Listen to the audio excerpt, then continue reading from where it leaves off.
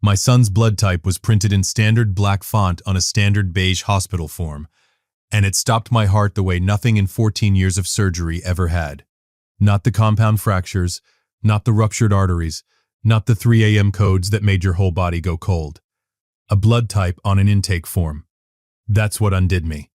Because that blood type, B negative, rare enough that only about 2% of the population carries it, was mine, and the child on my operating table, a 9-year-old boy named Lucas who had been brought into Cedars-Sinai Medical Center in Los Angeles, California on a Tuesday morning in the spring of 2024 with a blood clot compressing his motor cortex.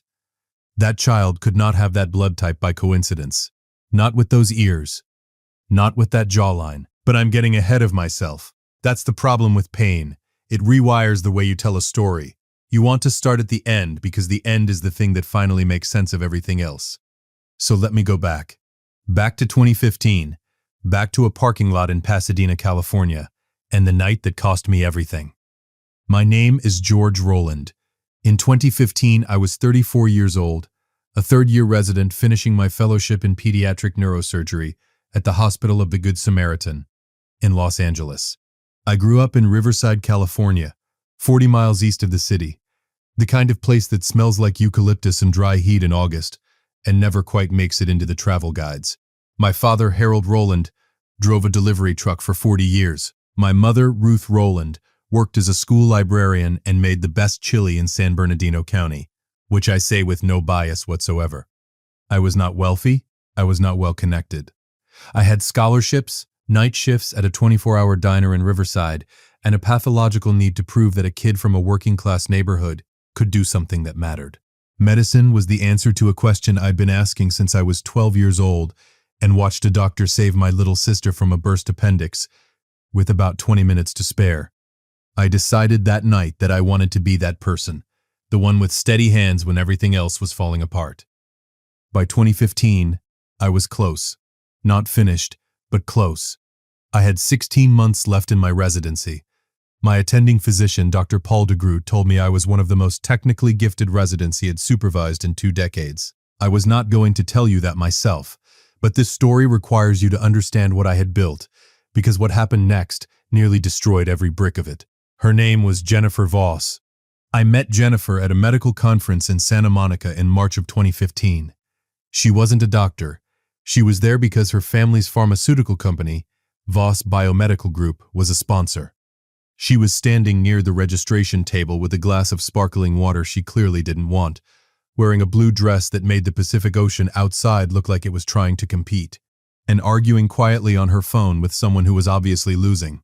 When she hung up, she looked directly at me, as if she'd known I was standing there the whole time. "Sorry," she said. "Family.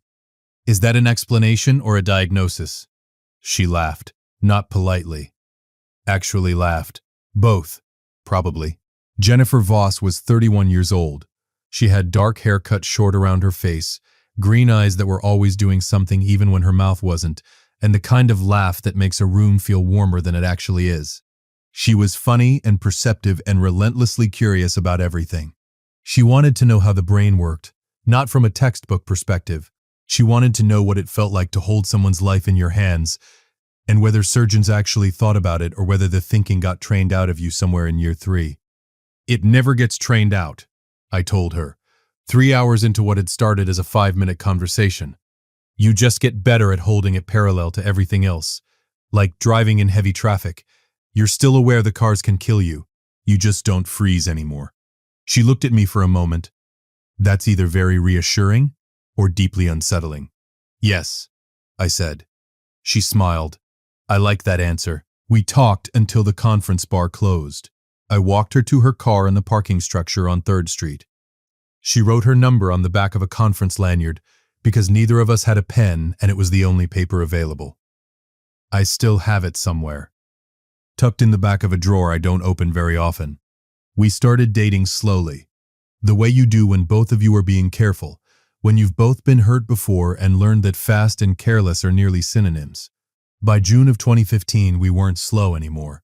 By September, I had met her friends, she had met my parents, and we had done that terrifying thing where you start using the word "we" without thinking about it.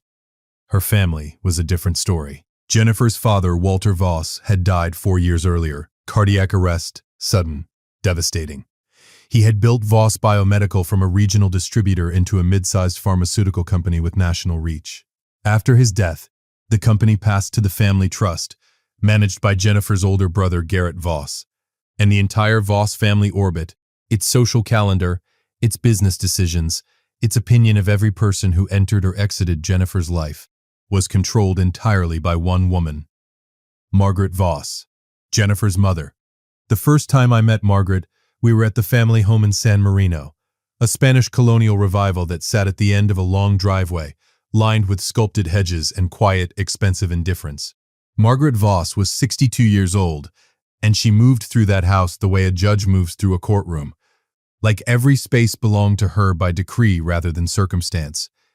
She had Jennifer's green eyes, but on Margaret they were cooler, appraising. She shook my hand at the door. "George, Jennifer's told me about you. Good things, I hope. She said you were dedicated." She held my gaze exactly 1 beat longer than was comfortable. "We'll see what that means." That was the whole welcome. She turned and walked into the dining room and expected us to follow, which we did, because in Margaret Voss's house that was simply what you did. Dinner was pleasant on the surface. Margaret asked careful questions. Where was I from? What were my plans after residency? Did I intend to stay in private practice or pursue academic medicine? She listened to every answer the way a prosecutor listens to a witness, storing it, categorizing it, deciding which parts to use later. Jennifer's brother Garrett was quieter than I expected, always watching his mother before he offered any opinion of his own. I noticed that too. I filed it. I told myself I was being paranoid. I was not being paranoid. By December of 2015, Jennifer and I had been together 9 months. I proposed on a Sunday evening at Descanso Gardens in La Cañada, Flintridge, which is a botanical garden about 12 miles northeast of downtown Los Angeles that turns extraordinary in winter. All winter blooming camellias and rose gardens going copper in the late afternoon light. I got down on one knee beside the lake and pulled out a ring I had been quietly paying off for 4 months. Not a family heirloom, nothing with a Voss history attached to it. A ring I had chosen, from a jeweler on Colorado Boulevard in Pasadena, because the setting reminded me of something Jennifer had described once. A particular kind of light she said she'd seen at sunset over the Pacific when she was a little girl. She said yes before I had finished the sentence. We drove back to her apartment in Silver Lake with the radio too loud and both of us grinning like idiots. And for about 3 weeks, everything felt like the kind of luck you're almost afraid to look at directly because you don't want to spook it. Then Margaret Voss called me. Not Jennifer. Me. Directly. On my cell phone, I was in the hospital parking garage in Koreatown when she called. It was a Wednesday evening in January of 2016, just after 7 o'clock, and I had just finished a 14-hour shift. George. Her voice was the temperature of a walk-in refrigerator. I think we should have lunch. She's going to make this simple. I thought she's going to draw a line and ask me to choose which side of it I want to stand on. We met 2 days later at a restaurant in Pasadena. Not the kind of place with a line out the door and a 45-minute wait. The quiet kind. The kind where the staff knows your name and the tables are far enough apart that conversations remain private. Margaret was already seated when I arrived. She had ordered water and a menu she wasn't reading. I sat down. I waited. She placed a manila envelope on the table. Inside was a set of photographs, printed on good paper recently developed. 8 of them. They showed me at dinner with different women at different restaurants, going back about 2 years, mostly colleagues. One old girlfriend from Riverside I had dated briefly in 2014. A few I honestly had to think to remember the context of. Taken from a distance, unflattering angles, out of context in the particular way that only photographs taken specifically to be out of context can be. My son-in-law, Margaret said evenly, will not be someone I have to worry about. I looked at the photos, then at her. These are dinners. These are colleagues and old acquaintances. There is nothing in any of these photographs that is what you're implying. I'm not implying anything. She folded her hands. I'm observing. I'm also observing that you have significant student debt, that your family has no material assets, and that my daughter stands to inherit a very considerable share of a privately held pharmaceutical company. I want you to understand that I am paying attention. What would you like me to do with that information? She met my eyes. I would like you to ask yourself an honest question, George. Whether what you feel for Jennifer is love, or whether it is the particular relief a certain kind of man feels when someone else's good fortune comes within reach. I picked up the envelope. I put the photographs back inside. I put the envelope on the table between us. I love your daughter, not your portfolio. I stood up. Thank you for lunch. I walked out. I drove back to the hospital. I did not tell Jennifer about the meeting for 3 days because I needed to decide how to tell her in a way that didn't detonate everything. When I told her, she went quiet, not the calm kind of quiet. Then she said, she did what?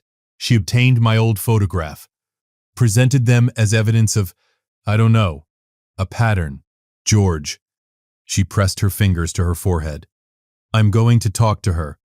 Jennifer? No. No, this isn't. She doesn't get to do this. Not to you. She did talk to Margaret. I don't know exactly what was said. What I know is that afterward, Margaret stopped calling me directly, and for about 3 months, she kept her distance with the particular dignity of someone who has decided to wait rather than retreat. I should have known that patience in Margaret Voss was not surrender. Jennifer fell pregnant in April of 2016. We found out on a Saturday morning. A home test, both of us standing in the bathroom of her Silver Lake apartment with the kind of stunned, wide-eyed silence that is 95% shock and 5% the dawning, terrifying sense that everything is about to reorganize itself around a new center of gravity. Then Jennifer laughed, really laughed. The genuine kind, and I felt the shock dissolve into something that I can only describe as being deeply, overwhelmingly glad. We weren't panicking. We were 34 and 32 years old. I had 14 months left in my residency. We had been engaged for 4 months. We sat on the kitchen floor with coffee going cold on the counter and talked about everything. What we wanted, what scared us, what the next year would look like. We were adults. We had a plan. The call to Margaret was Jennifer's to make. I wasn't in the room, but I heard the conversation end. The tone of it, the way Jennifer's voice went from careful to resigned to flat. When she came back, she sat down across from me and said, she wants us to come for dinner on Sunday. Is that good or bad? With my mother? Jennifer's expression was unreadable. Statistically, it's early. Sunday dinner at the San Marino house was different from the first one. Garrett was there with his wife Paula. Margaret had made a reservation's worth of effort. The table was formally set. The food was catered. The wine was significant. She was warm, attentive. She called me George and meant it pleasantly. I ate the food, smiled at the right moments, and felt a specific unease I could not locate or name. Smiling Margaret was a different species from neutral Margaret, and I did not yet know which one was more dangerous. May of 2016. 14 weeks into Jennifer's pregnancy. I'm in the middle of a night rotation when my pager goes off. Not the hospital line, my personal cell. It's Jennifer. I find a quiet corner between 2 storage rooms and call her back. George. Her voice is unsteady in a way I have never heard before. She knows. About everything. About the amount of my share of the trust. All of it. She had a meeting with the family attorney this week. Without telling me, and George, she's trying to have me reclassified as a secondary beneficiary while she restructures the board. She's saying it's for estate planning purposes. Can she do that? Garrett will vote with her. He always votes with her. Jennifer. I kept my voice steady. That's a legal matter. We'll talk to an attorney on Monday. Tonight I need you to breathe. Okay? Nothing is happening tonight. A pause. Then, she told me something else. What? Long pause. She said that if I go through with this pregnancy, with you, she cannot guarantee what will happen to the company's relationship with the medical board review committee that handles hospital credentialing in California. A beat. George. She has people on that committee. The blood left my face. I stood in that hallway between 2 storage closets and understood with absolute clarity what Margaret Voss was telling me. That my career, my license, my future was a variable she was willing to adjust. I went home that night. I did not tell Jennifer what I was feeling, because what I was feeling was fear, and I knew that if she saw it, she would fold for my sake. Jennifer was that kind of person. She would sacrifice herself to protect the people she loved and think it was a reasonable trade. I called my father instead. Harold Rowland, retired, 61 years old, watching the 11 o'clock news in Riverside, when his son called and told him that the woman holding the keys to his entire professional future had just quietly pointed them at his face. "Son," my father said after I finished, "have you asked Jennifer what she wants?" "She wants us, Dad, but I don't think she understands how far her mother will go."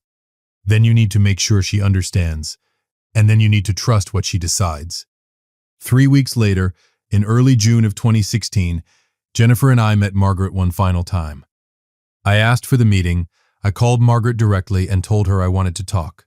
The three of us, together, in the same room. We met at the San Marino house on a Saturday afternoon. Margaret was in a cream linen blazer and had clearly decided the meeting was already over before I sat down. I did not shout. I want that on record. I sat down across from Margaret Voss, and in the calmest voice I could construct, I told her that I understood what she'd done and what she had threatened, that I respected the love behind it even if I could not respect the method, and that her daughter and I were going to raise our child together regardless of what she decided to do with her committee contacts or the family trust. Margaret listened. She clasped her hands in her lap. When I finished, she looked at Jennifer, not at me. At Jennifer. "I hope," she said quietly, "that you know what you're choosing." Jennifer reached over and took my hand. "I do." Margaret nodded once. She stood up. She left the room. We sat in that beautifully appointed living room in San Marino for about 45 seconds before Jennifer exhaled and said, "Well, that happened." We drove home. We ordered pizza. We watched something forgettable on television and fell asleep on the couch. And I thought, maybe that was it. Maybe she heard us. Maybe it's done. I didn't know it yet, but that was the last peaceful evening of my old life. 2 weeks later, late June 2016, Jennifer went into labor 6 weeks early.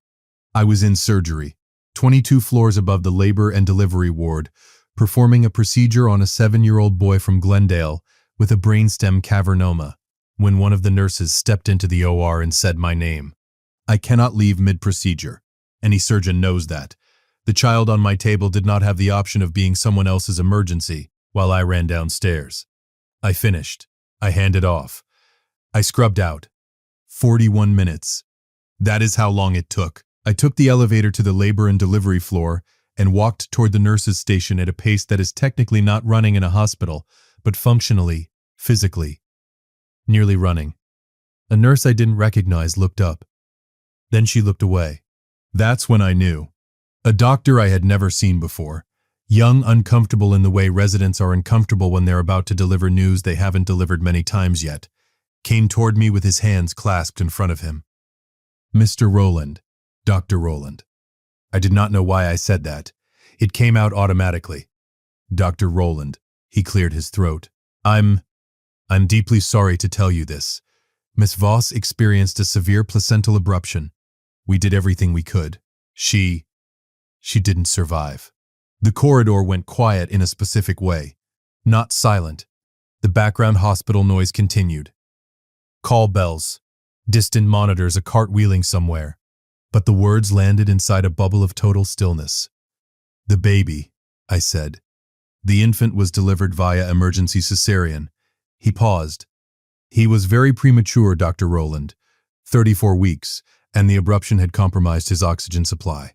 He survived the delivery, but his condition deteriorated rapidly. We were unable to stabilize him. I'm so sorry. He passed approximately 2 hours after birth." I stood there. "I want to see them," I said. "Of course, there are some steps we need to. I want to see my fiancé and my son." The pause that followed was barely a second, but it was a second too long. He said something about the family having already, about protocols, about Margaret Voss having been present and having signed the relevant paperwork. "Margaret Voss is not the next of kin," I said. My voice was completely flat. "I am the listed emergency contact. I am the child's father. I want to see them." More discomfort. A supervisor was called, And then, 2 hours into a conversation I can barely reconstruct because my brain was operating on some distant mechanical frequency. That is apparently what shock sounds like from the inside. I was told that Jennifer's body had already been transferred per the family's instructions to a funeral home in Arcadia, that our son's remains had been handled similarly, that there was nothing, procedurally, at this hour, that could be done. I drove home to my apartment in Los Feliz. I sat on the floor in the kitchen for a long time. I don't know exactly how long. Welcome back to Sweet Family Revenge. Grab your snacks, get comfortable, and remember, the people in these stories had every chance to behave themselves. They just chose wrong. Drop a comment and be sure to subscribe. You're going to love it here. The funeral was held at a cemetery in Arcadia, California, Live Oak Memorial Park, off Las Tunas Drive, on a Thursday morning in early July of 2016. There was one headstone, white marble, 2 names, Jennifer Marie Voss. Beloved daughter, April 3rd, 1984, June 27th, 2016. Baby boy Roland Voss, June 27th, 2016. Margaret Voss stood at the grave in a black dress and sunglasses and accepted condolences from a line of people I didn't know. When I arrived, she looked at me once, and the look said everything that needed to be said. This is mine. This grief belongs to me and my family. You are peripheral. I did not make a scene. I stood at the grave and talked to Jennifer in my head. I told her son I was sorry I didn't get there in time. I told her son I was sorry I never got to hold him. I told them both I would figure out what to do next, which was a lie because I had no idea what to do next. I went home after the service. I did not eat for approximately a day and a half. Margaret sent a single text message that evening. I think it is best for everyone if you allow us to grieve privately. Jennifer would have wanted peace. I stared at that text for a very long time. Jennifer would have wanted peace. From the woman who had spent 6 months making peace impossible. I put the phone face down on the counter and decided, in that moment, that I was going to do the one thing Margaret Voss could not prevent. I was going to become the best pediatric neurosurgeon in California. I was going to be so good at the one thing she couldn't touch that whatever else she took, and she had taken everything else, it wouldn't be enough. I didn't know it yet, but Margaret Voss had made one catastrophic mistake. She assumed that because she had taken everything from me, I had nothing left to fight with. She forgot what I did for a living. I put people back together.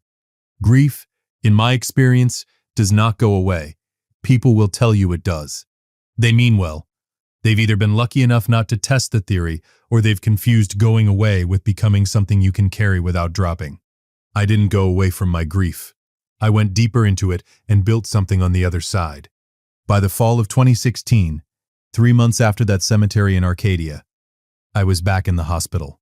Not because the hospital fixed anything, because the hospital was the only place where the particular shape of my loss had somewhere useful to go. When you are standing over a child in a surgical field with 2 millimeters of margin between a successful outcome and a catastrophic one, you cannot be somewhere else. The brain does not permit it. And for a while, in those early months, that enforced presence was the only peace I could find. Dr. Paul de Groot gave me room. He didn't make me talk about it. He redirected extra procedures to me. The technically demanding ones, the cases that required absolute focus. And I think he understood that what I needed was something hard enough to climb. I completed my residency in October of 2016. I passed my boards. I joined the attending staff at Cedars-Sinai Medical Center in Los Angeles in January of 2017. Over the next 7 years, I built the career I had promised myself in that kitchen floor in Los Feliz. By 2024, I was the head of pediatric neurosurgery at Cedars-Sinai, one of the top-ranked neurosurgical programs on the West Coast. I had published 41 peer-reviewed papers. I had a wait list. I had a reputation that, by the time it reached parents of critically ill children across 3 time zones, had become something close to a last resort and something close to a miracle, which in medicine are nearly the same thing. My personal life was a different story. I had a nice apartment on Fountain Avenue in West Hollywood, a 6-year-old golden retriever named Murphy who had the emotional intelligence of a gifted therapist and the bladder control of an amateur. I had colleagues I respected and a few I liked enough to call friends. I had Dr. Renee Carter, a cardiologist, Brilliant, funny, perpetually exasperated by her ex-husband and Los Angeles traffic in equal measure, who had been trying to set me up with anyone, for about 3 years running. There is a woman in my yoga class, she told me one Friday in the hospital cafeteria. A real human woman, George, with a personality and everything. I don't do yoga. She doesn't do yoga either. She just goes for the social anxiety of being in a room where everyone is pretending to be calm. I'm good, Renee. You are demonstrably not good. You have the emotional openness of a closed claim. That's not a saying. I made it a saying. George. She set down her coffee. You've been alone for 8 years. That's not grieving anymore. That's a lifestyle choice. She wasn't wrong. I knew she wasn't wrong. I just didn't know how to want something again in that particular direction without it feeling like I was replacing something that hadn't left. In March of 2023, 7 years after Jennifer's death, I started receiving emails. The first one came to my personal account. No subject line, no text, just a photograph embedded in the body of the message. A little boy, maybe 6 years old, on a beach somewhere. Santa Monica, possibly. The pier lights were visible in the background. He was grinning at the camera with the full-body confidence of a child who has never considered the possibility that the world might not find him delightful. I stared at the photo for a long time. My first thought, spam. A misdirected email. A stranger's child. I marked it as junk. 2 weeks later, another email. Same account, no name, just a string of letters and numbers at a free email provider. Another photograph. The same boy, a year or so older. A birthday party somewhere. Balloons. A cake. Still grinning. I did not mark this one as junk. Over the next 9 months, 12 photographs arrived. Irregular intervals, sometimes 2 weeks apart, sometimes 2 months.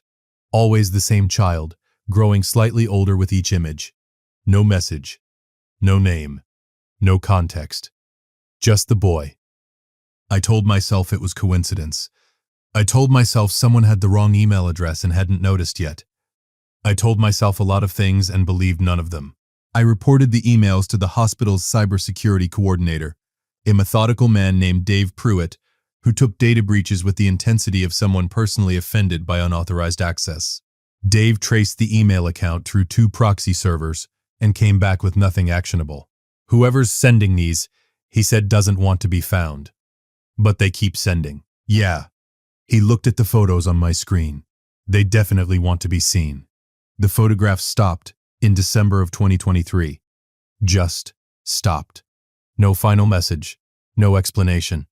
I spent 3 weeks checking my inbox with an urgency I couldn't justify, and found nothing. I told myself it was done. I put it in a compartment. I went back to work. In February of 2024, my colleague Dr. Sandra Kim, a pediatric oncologist, mid-40s, the most competent person I have ever met at explaining terrible news to the parents of sick children, stopped me in the hallway outside the imaging suite. Hey, you have a patient coming this afternoon from Children's Hospital of Orange County, a 9-year-old. Referral came in this morning. Brain scan shows a subdural hematoma with active compression on the left motor cortex. How bad? Bad enough that they want you specifically, the family, or whoever's with him, asked by name. That registered, but only as a minor oddity. My name circulates in referral networks. It happens. Who's the guardian? Sandra glanced at her tablet. Record shows a Margaret Voss. I stopped walking. Sandra looked up. You know her? The hallway around me went very specific and very quiet. Sandra, I said, and my voice came out evenly, which impressed me honestly. What's the patient's name? She looked at the screen. Lucas James Voss, 9 years old. My vision narrowed slightly at the edges. Not dramatically, not the way it happens in the movies, with blurring and tunnel effects. Just a small, precise contraction of focus, as if my brain was redirecting all available resources to the task of processing what I had just been told. Lucas James Voss, 9 years old, born in 2015, brought to me specifically, with Margaret Voss as guardian. He should have been 8, I thought. 8 years old, born June of 2016. But if he survived, if he wasn't premature at all, if the birth records were manipulated, if he was born in December of 2015, then he could be 9. George, Sandra was looking at me. Sorry, I cleared my throat. Get me the complete file. Blood type, birth records, everything on the intake form. I already sent it to your tablet. Good. I started walking. What's his OR window? 2 hours. I didn't know it yet, but the next 2 hours would rewrite the last 9 years of my life. I went to a supply closet. I know that sounds clinical.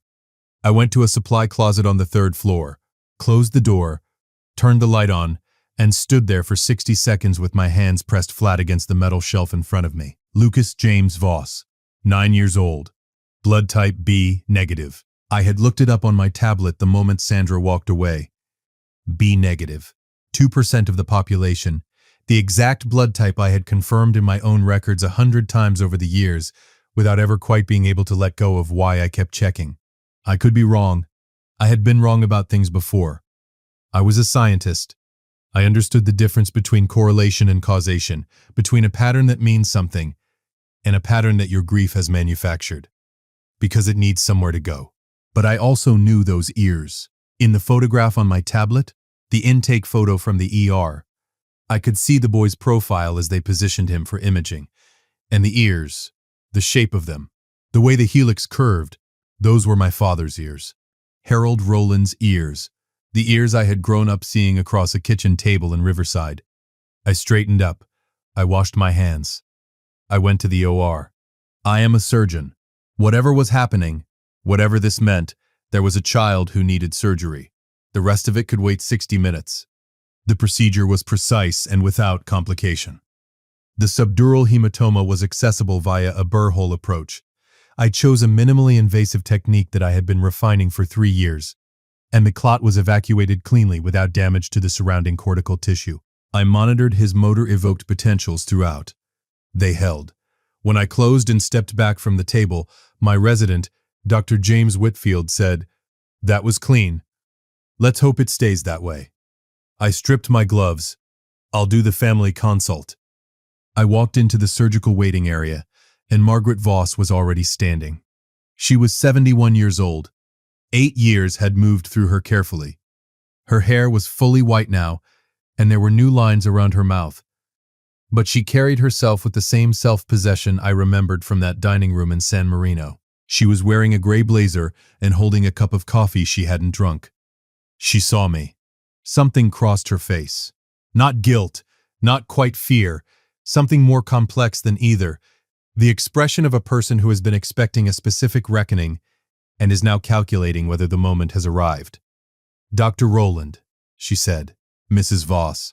I kept my voice level. "Lucas came through surgery. The clot has been evacuated. We'll monitor him closely for the next 24 hours. But the motor pathway appears intact. He should make a full recovery." She exhaled. For a fraction of a second, the armor came down and she was just a grandmother who had been terrified. Then the armor came back up. "Thank you," she said quietly. "Can I ask who Lucas's parents are?" The pause was less than a second. "But I am trained to read pauses. His mother passed away," she said. "His father is not in the picture. What was his mother's name?" Another pause. Her eyes held mine. "Why do you ask?" "Standard follow-up. Medical history." She searched my face. Whatever she was looking for, she didn't find it, or found too much of it. "Jennifer," she said finally. Her name was Jennifer. The waiting room continued around us. A television in the corner was playing local news at low volume. Someone's child was crying softly 2 rows of seats away. "Thank you, Mrs. Voss," I said. "Someone will come and get you when Lucas is settled in recovery." I turned and walked back through the double doors, and did not breathe properly until I was through them.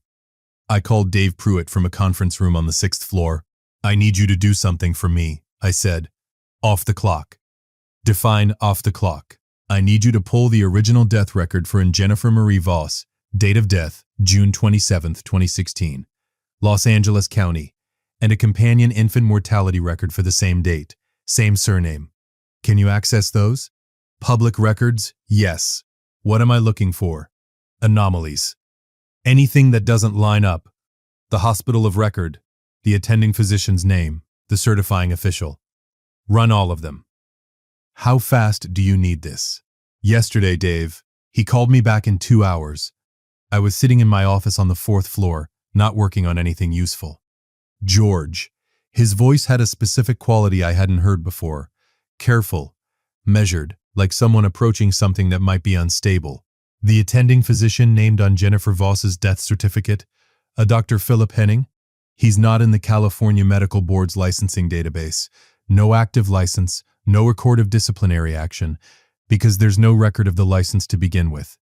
I leaned forward. He doesn't exist, not as a licensed physician in California. No, there's a Philip Henning, who was an administrative coordinator at a hospital in Orange County around that period. Not a doctor. And the certifying official? Pause. Retired from the county health department the same year.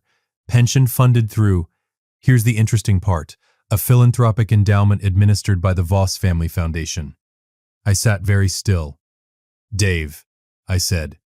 The infant mortality record, same attending physician, same certifying official. I put the phone down. I stared at the wall. She didn't just take them from me. She forged documents. She bribed a county official. She used an unlicensed person to certify a death. And then she buried an empty coffin and sent me a text message about Jennifer wanting peace. I need to tell you what happened next in the right order, because the order matters. I did not go storming into Margaret Voss's waiting room. I did not call the police that afternoon. I did not make a single dramatic move in the hours after Dave Pruitt gave me that information. And I want to explain why. Because I think some of you might expect that's what you do, and I understand the impulse. But I had spent 9 years becoming excellent at something that requires the absolute suppression of reaction in favor of process. You do not cut in medicine before you know exactly what you are cutting. You do not move before you understand what you are moving toward. And I needed one more piece of information before anything else happened. I needed to know whether Jennifer was alive. Jennifer had a best friend from college, a woman named Brenda Calloway who had been at the engagement party in December of 2015, who had held Jennifer's hand through the first trimester of the pregnancy, and who had shown up to the funeral at Live Oak Memorial Park and cried with the specific grief of someone who had lost a person rather than a concept. I had lost contact with Brenda in the years after the funeral. Not deliberately, we had exchanged a few texts in the first months, and then the silence that accumulates around grief had swallowed the connection. But I had her number still, in my phone, exactly where I'd left it. I called her from my car in the hospital parking structure, engine off, at 7:14 on a Tuesday evening in February of 2024. She answered on the 4th ring. Hello? Brenda? It's George Rowland. I don't know if you remember me. George. Her voice changed. Immediately. The way voices change when something complicated is happening that they expected to happen eventually. Oh God. George. That's when I knew. She's alive, I said. Not a question. A long silence. Brenda. George? Her breath went ragged.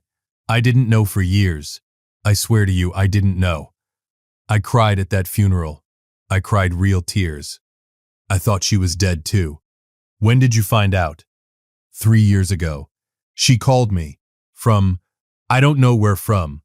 I didn't ask. She was crying so hard I couldn't understand her at first, and then she said her name and I thought I was losing my mind. Why didn't you? She begged me not to tell you. She said Margaret had made certain arrangements, and that if I contacted you, it would be bad for you. For your career. She still believed that, George. She'd spent 4 years being told that you were better off without knowing. The parking structure was very quiet. Do you have a way to reach her? She calls me from different numbers. I never know when. But Brenda paused. She sent me something. 6 months ago. Asked me to hold on to it. In case. Another pause. In case something happened with Lucas. My throat closed. She knows about Lucas? I managed. She knows everything. She's known where he is the whole time. She's the one who's been sending you the photos. She sent me those photographs. Every one of them. 12 photographs over 9 months. Her way of making sure I would see him. making sure that when the time came, when something happened that brought Lucas to a hospital, I would recognize him. She had been planning this for years. Alone. "Give me whatever she sent you," I said. Brenda read me a phone number. I dialed it from the parking structure because I was not going to drive anywhere. I was not going to move until I heard her voice. It rang 7 times. I counted. Then, "Hello," Jennifer's voice. "I have operated on children with burst aneurysms. I have told parents that their child is not going to wake up. I have done things in operating rooms that require a steadiness that most people will thankfully never need to find. And none of it, prepared me for the sound of a voice I had been listening to in my memory for 9 years, coming through a phone speaker in a hospital parking structure in Los Angeles. "Jennifer," I said. A sound from her end. Something between a breath and a word that doesn't have a name.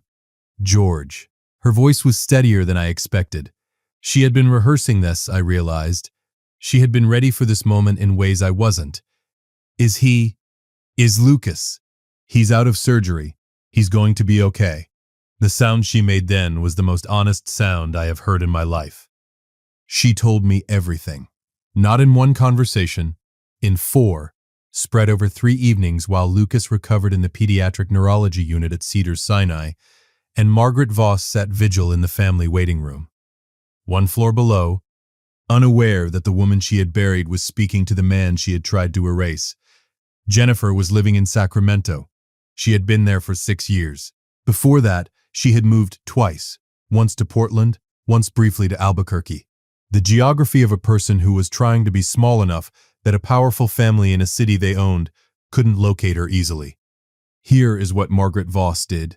After Jennifer's emergency delivery in late June of 2016, Lucas was born premature but healthy, small but not critically so. Margaret had acted within a 4-hour window. Jennifer was still in post-surgical recovery, sedated from the emergency cesarean when Margaret had spoken to the attending physician. Not the real attending. The administrative coordinator she had apparently been cultivating for exactly this kind of purpose.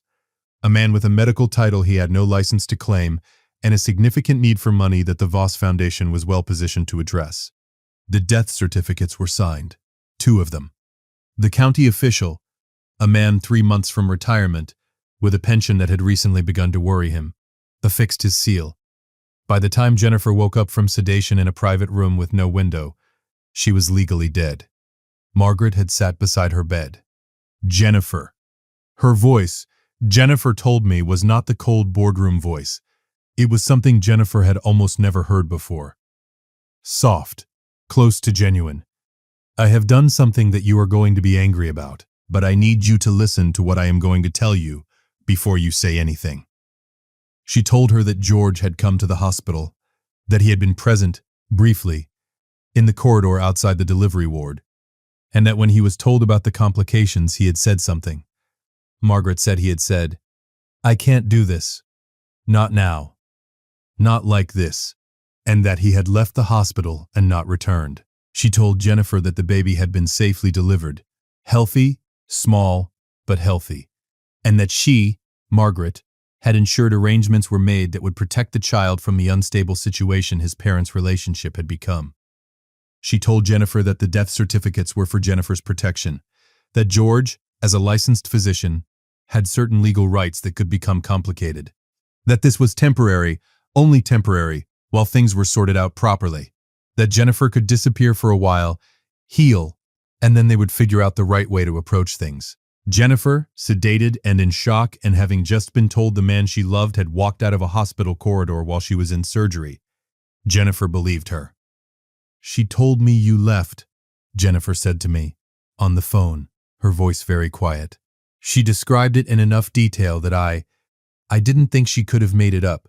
She described the coat you were wearing. She said you looked at the nurse's board with her name on it and just turned around. And I thought, I was in surgery.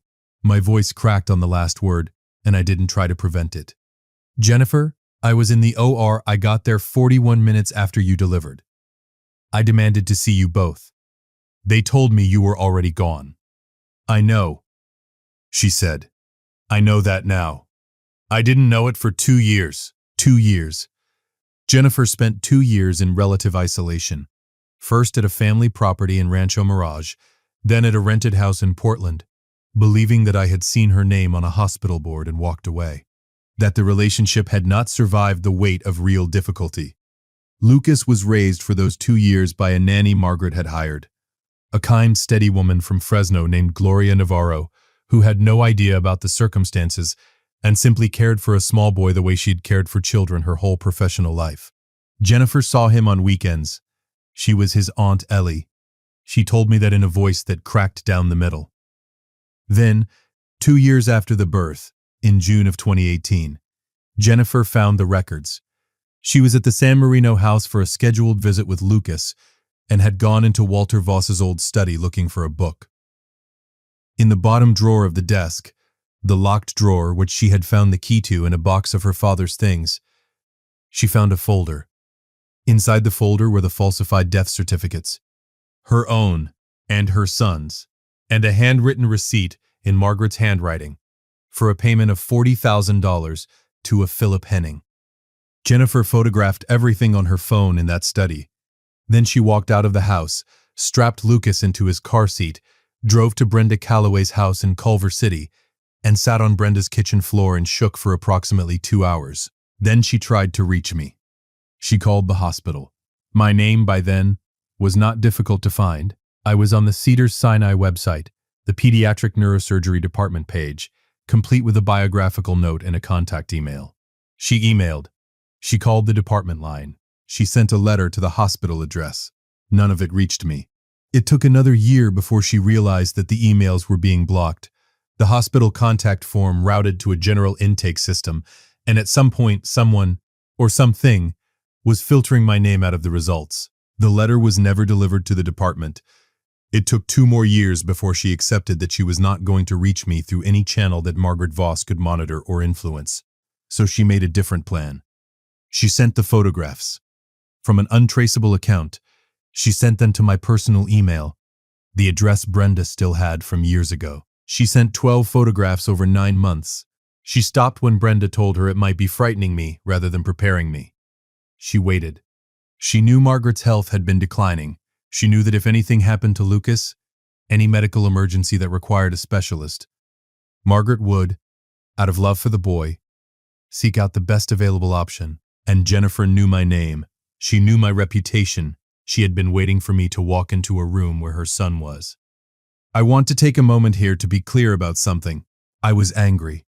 I was enormously, bone-deep angry in a way that required the same suppression technique I use in operating rooms, because anger without direction is just damage, and I had a very clear sense of what direction I wanted to aim this one.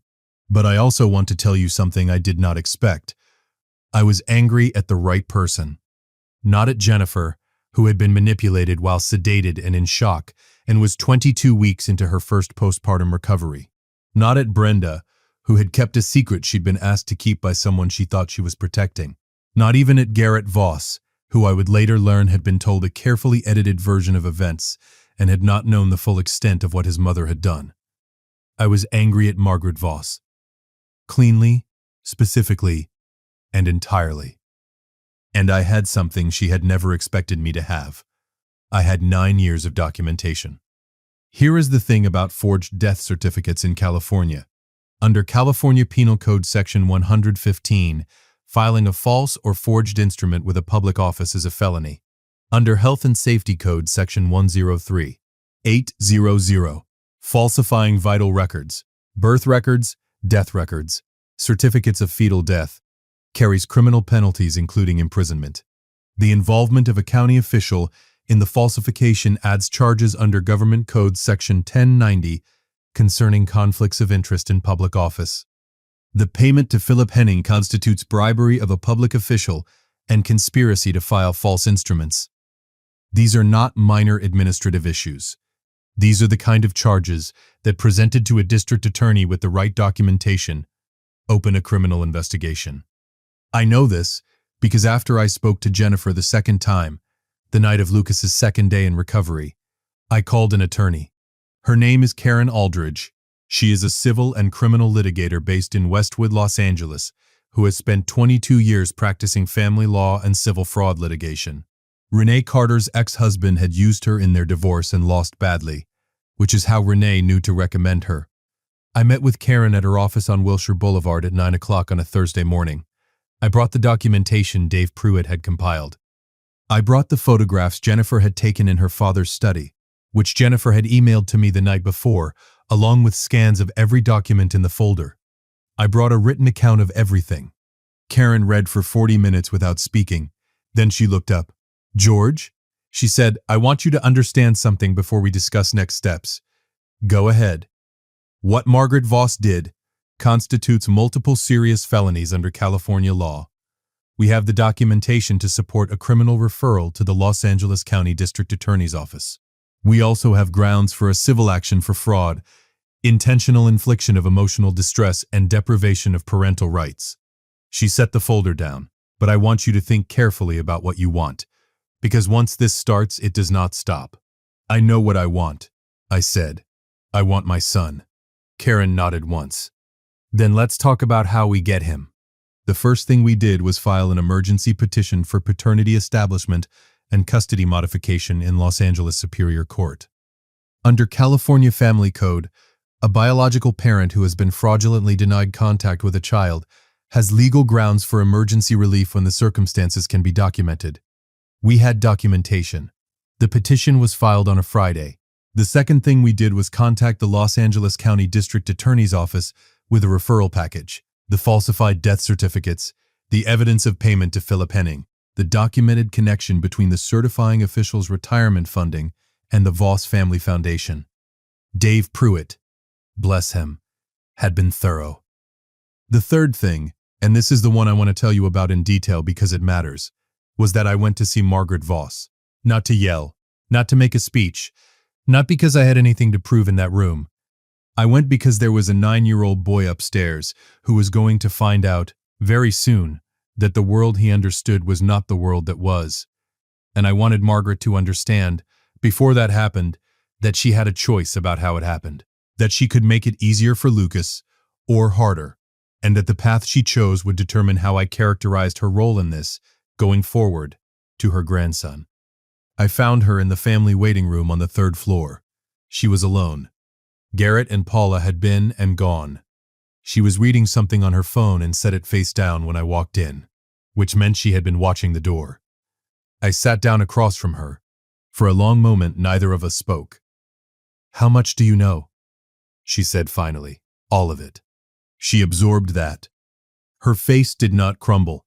She was 71 years old and she had built things and managed them and held them together through force of will for 4 decades. And some part of that architecture was still standing even now. "I did what I believed was best for Jennifer," she said. "And for Lucas. You did what was best for Margaret." I kept my voice level. "You did what gave you control over the 2 people Jennifer loved most. You took her son from her and you took Jennifer from me, and you did it within 4 hours of a delivery, while she was sedated. She would have gone back to you. She would have chosen that over everything." "Yes," I said, "she would have. That was her right. You took her right." Margaret's jaw tightened. "You had nothing. You had debt and a residency and—" "I had her. That was enough." A long silence. "There are people in the district attorney's office," she said, and there was a trace of the old boardroom voice. Not threatening, just informational. "There are people on the medical board." "There were," I said. "There aren't anymore. I know this because I spent the last 4 days making sure I understood exactly what your reach looks like in 2024. I folded my hands. "I also know that Garrett doesn't know the extent of what you did. I know that because I spoke to him yesterday. He knew about the separation. He thought it was mutual, that you had facilitated a clean break. He didn't know about the death certificates. He didn't know about Philip Henning. He was, I have to say, extremely upset to learn otherwise." Margaret closed her eyes briefly. "Here is what is going to happen," I said. "The custody petition has been filed. A criminal referral has been submitted to the DA's office. Those are already in motion and I cannot stop them even if I wanted to, which I don't. What I can control is what Lucas is told and when and how. And that, I'm offering you the chance to help decide. Because you love that boy. I can see that you love him. And whatever else you are, that love is real. She looked at me.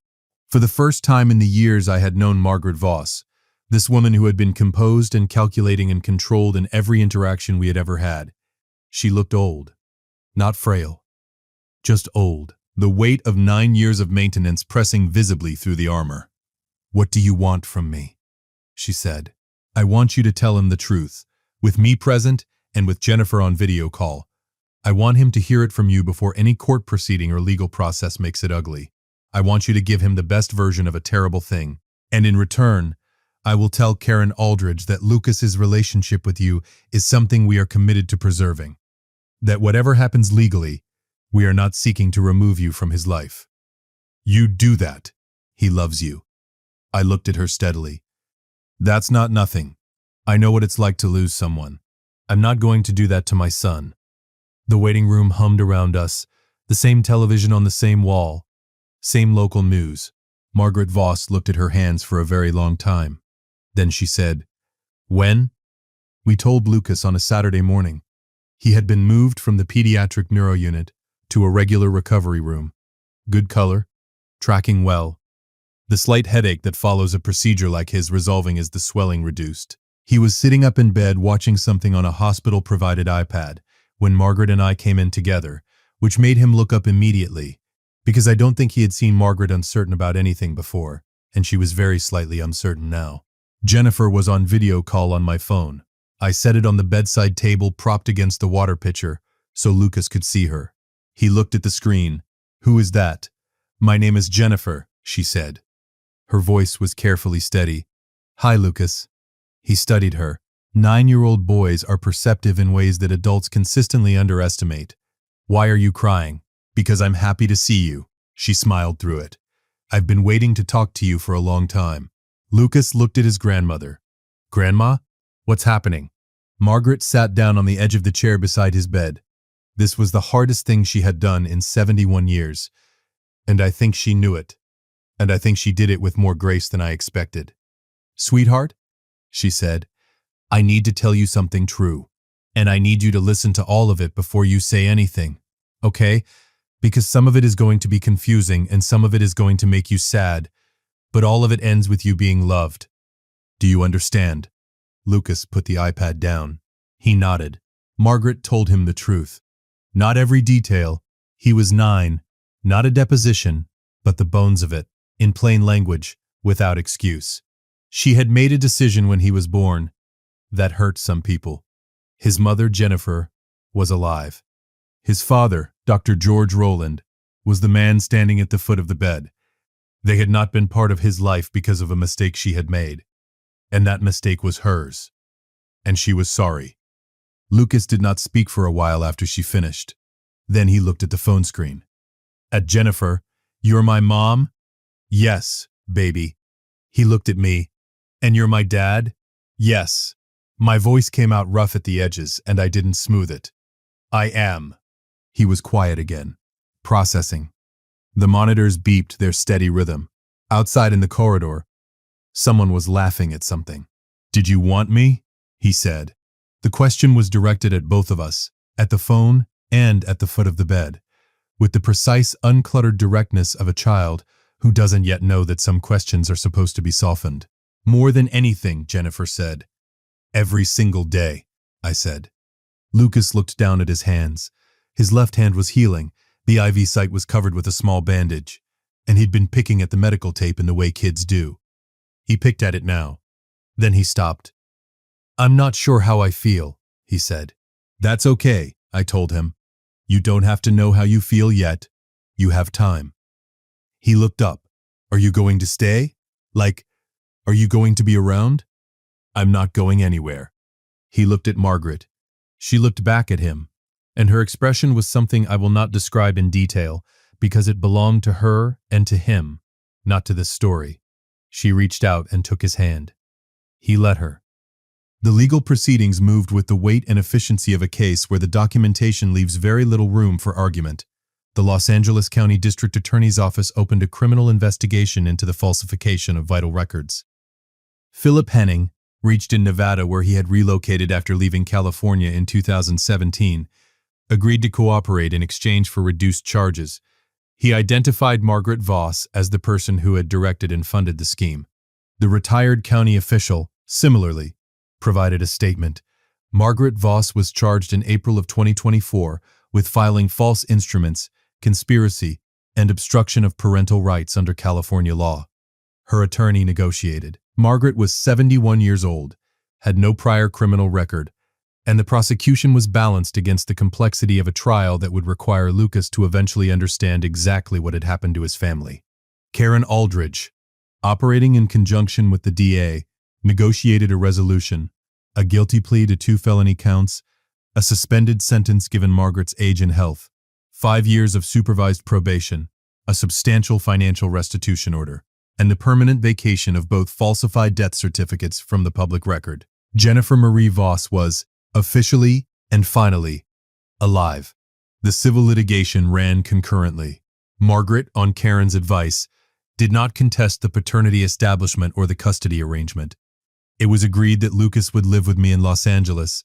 I had already moved to a house in Pasadena, a neighborhood I had always liked for its wide streets and reasonable proximity to the hospital, with Jennifer relocating from Sacramento to join us as we rebuilt what 9 years had interrupted. Margaret Voss retained visiting rights. Weekly, supervised initially, then at Lucas's discretion as he grew older. I am going to be honest, there were people in my life who thought this was too generous. Renee called it absurdly decent. My father, when I told him, was quiet for a long moment, and then said, "Your mother would be proud of you," which is not the same as agreeing with me, but Harold Rowland has always understood the value of saying the right thing. My position was simple. Lucas loved his grandmother. Children do not unlove the people who raised them simply because those people turn out to have done something unforgivable. I had spent 9 years losing things. I was not going to build my son's new life on more loss if I could prevent it. But I also want to be clear about what justice looked like in this story, because I know some of you are listening for it. Margaret Voss pleaded guilty to 2 felonies. She stands convicted of falsifying death records in the state of California. That conviction is public record. Her name, the charges, and the plea are documented in the Los Angeles County Superior Court system and are accessible to anyone who looks. The Voss Family Foundation, whose board she had chaired since Walter's death, requested her resignation in May of 2024. She resigned. The foundation subsequently made a significant contribution to the hospital's pediatric neurology unit. That, too, is public record. I am not going to pretend there wasn't a specific, quiet satisfaction in watching the unit bear a new donor plaque in a department where Jennifer's falsified death had been processed. Philip Henning was disbarred from ever holding a healthcare administrative position again. The retired county official's pension was reviewed. These are not cinematic satisfactions. They are not a speech at a courtroom door or a dramatic confrontation with reporters outside a courthouse. They are the specific, grinding consequences of being held accountable by systems that occasionally, with enough documentation and a good attorney, actually work. And the Voss family's medical board connections? The people Margaret had implied she could mobilize against my career in 2016? I had spent 8 years becoming the kind of surgeon whose record makes a politically motivated complaint vanish under scrutiny. The threat was real once. By 2024, it was a museum piece. Jennifer moved to Pasadena in June of 2024. We were not the same people who had fallen in love at a conference in Santa Monica in 2015. Nobody is the same person after 9 years of the particular kind of living we had each done. She had rebuilt herself in Sacramento with a quietness and a self-sufficiency that she wore differently than the woman I remembered. I had rebuilt myself in Los Angeles with a precision and a reserve that she recognized without my having to explain. We were careful with each other. Careful in the good way. The way you are with something you know has value. Lucas, for his part, approached the reorganization of his world with a pragmatism that astonished me and made complete sense when I remembered that 9-year-old boys are fundamentally problem solvers, presented with insufficient information about the problems they're solving. Within the first week at the Pasadena house, he had established that my coffee was too strong, the house needed a dog, and he wanted to learn chess. I already have a dog, I told him. Murphy. He considered Murphy, sprawled across the kitchen floor like a golden rug with opinions, and said, "Okay, he counts." Very gracious of you. Can we still get a second one? Jennifer from across the kitchen said, Absolutely not. And then looked at me with an expression that said, Do not encourage this, and I did not encourage it, which was very mature of me. I taught him chess on Sunday afternoons on the back porch. He was appalling at it for 3 weeks, and then abruptly, alarmingly good. He had that specific quality, the capacity for genuine focus when something interested him, that I recognized without wanting to say it out loud, because saying it felt like the kind of sentiment that belongs in a greeting card rather than a real life. In September of 2024, Lucas started 4th grade at McKinley School in Pasadena, a public school, because I had grown up in Riverside public schools and turned out fine. A point I made to Jennifer, who pointed out that fine was doing a lot of heavy lifting in that sentence. He made friends quickly. He joined the after-school science club. He got in exactly one argument with a kid named Trevor about whether black holes could theoretically exist inside other black holes, which his science teacher told me, at the first parent-teacher conference I have ever attended in my life, was the most animated I have ever seen a 9-year-old about theoretical astrophysics. He gets that from his mother, I said. Jennifer, sitting beside me, said, He absolutely does not. There is a moment I want to tell you about. It happened on a Sunday in October of 2024, 4 months after Lucas came to live with us, 3 months after Jennifer moved to Pasadena. We were at Eaton Canyon, a nature area in the foothills east of the city, where there is a waterfall trail that is about 3-mile round trip and is entirely achievable for a 9-year-old who has recovered from neurosurgery and considers himself athletically accomplished, which Lucas absolutely did. We were about halfway up the trail when Lucas, who had been hiking ahead of us with Murphy pulling the leash, stopped and waited for us to catch up. He looked at Jennifer. He looked at me. He had something on his mind. I could see it in the particular way he was holding his mouth. What? I said. He looked at the trail. I was thinking about something. Okay. Grandma did a bad thing. He said. It was a statement, not a question. He had been processing this in stages for months, bringing pieces of it out when he was ready, in the way children do. Like a really bad thing. Yes, Jennifer said. She did. But you said she's still my grandma. She is, I said. He was quiet for a moment. A dog on the trail behind us barked at something in the brush, and Murphy tried to respond and Lucas held the leash without being told. Can you love someone and still think what they did was wrong? Jennifer looked at me, then at Lucas. Yes, she said. That's one of the harder things about being a person. But yes, you can hold both of those at the same time. He thought about it. Okay, he said, as if he'd been waiting for confirmation of something he'd already worked out. That's what I thought. He turned and continued up the trail, Murphy bounding ahead of him, and Jennifer took my hand on the path, and we followed our son up toward the waterfall, with the San Gabriel Mountains rising above us in the October light. I have held a lot of things at the same time in my life. The scalpel and the grief. The career and the loss. The love that survived 9 years of a manufactured silence. But this, walking that trail, watching that boy, holding Jennifer's hand, this I did not have to hold carefully. This I could just carry, without dropping it. Margaret Voss died in January of 2025, 6 months after her plea. Her heart, which had been reliable for 71 years, finally ran out of runway. She died at home in San Marino with Garrett and Paula beside her. Lucas was there too. We drove him out that Friday evening because he asked to go, and he is not our child in the sense that we decide things for him. He is our child in the sense that we are present for the things he decides. He sat with her for an hour before she lost consciousness. I do not know what he said. It was his to say. At her request, there was no service. There is a marker at Live Oak Memorial Park in Arcadia, not far, as it happens, from the stone with 2 names that has since been legally amended. Jennifer's name removed, replaced with an inscription that reads simply, "In memory of those who were never lost, only separated."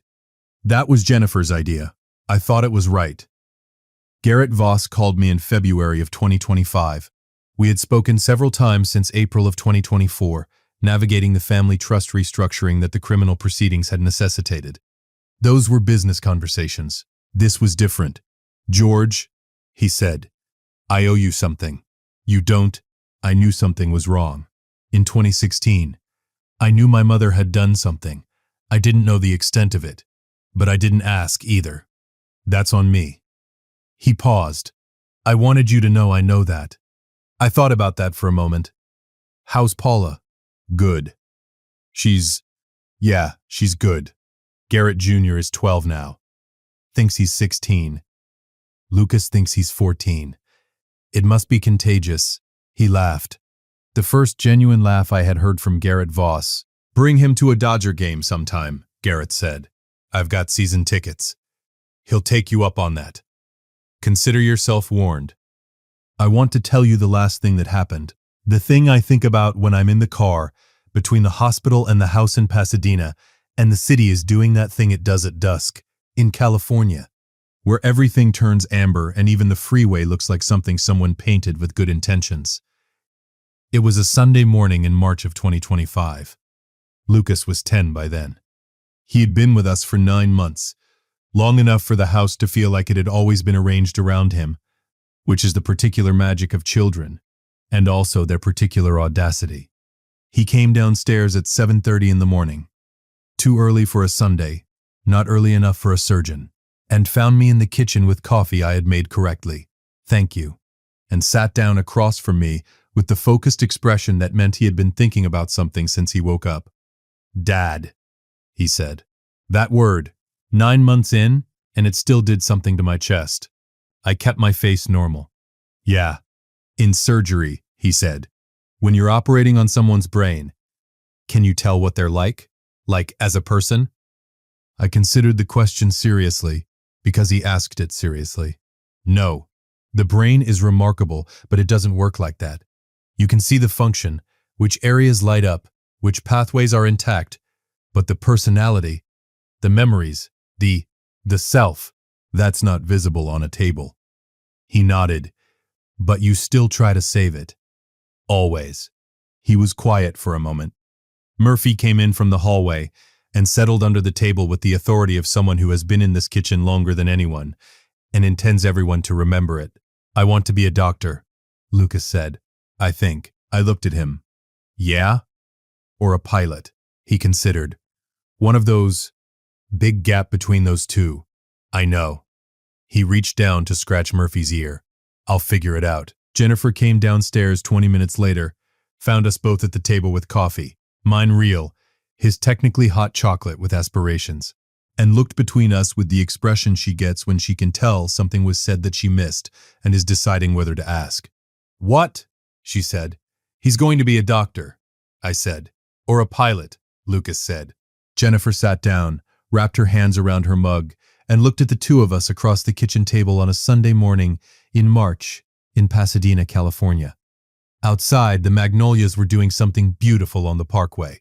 The kind of morning that didn't ask anything of you. Both, she said. Why not both? My name is George Rowland. I am 43 years old. I live in Pasadena, California, with a woman I fell in love with at a conference in Santa Monica in 2015, and a son I met 9 years late and a golden retriever who considers himself the senior member of this household, and is frankly not wrong. I spent 9 years standing over other people's children with steady hands, saving lives that weren't mine to grieve. It turns out that's exactly the kind of practice that prepares you for the life you actually want. I am not going to tell you I've forgiven Margaret Voss. Forgiveness is a complicated country, and I am still working on my documentation. What I will tell you is this. I understand now that grief makes people capable of things that their best selves would not recognize. That love, the frightened, possessive, controlling kind that Margaret had for Jennifer, is still love, even when it is also a crime. That understanding does not excuse what she did. It just makes it human. And human, in my line of work, is always worth more than the alternative. The grave with 2 names was a lie. It was a document, manufactured in a window of opportunity by a woman who believed she was protecting something by destroying everything else. It cost me 9 years. It cost Jennifer 9 years. It cost Lucas the first 9 years of knowing who he was made of. But I want to tell you the last thing I've learned from surgery, because I think it applies. The brain is the most complicated thing that exists, It contains more connections than there are stars in the Milky Way. It stores everything, every face, every voice, every year of accumulated experience, in architecture so intricate that we have been studying it for centuries and are still surprised by what it does. And it heals. Not perfectly, not without leaving a trace. There is always something. A scar in the imaging, a pathway that runs slightly differently than it did before. But the function returns. The connections rebuild. The parts of the self that seemed most permanently lost have a tendency, given the right conditions and enough time, to find their way back to each other. I know because I have watched it happen on the table. I know because I am watching it happen at my kitchen table every morning in Pasadena, every single day. If you liked this story, join our community by hitting that like button and subscribing for more family-centered accounts like this.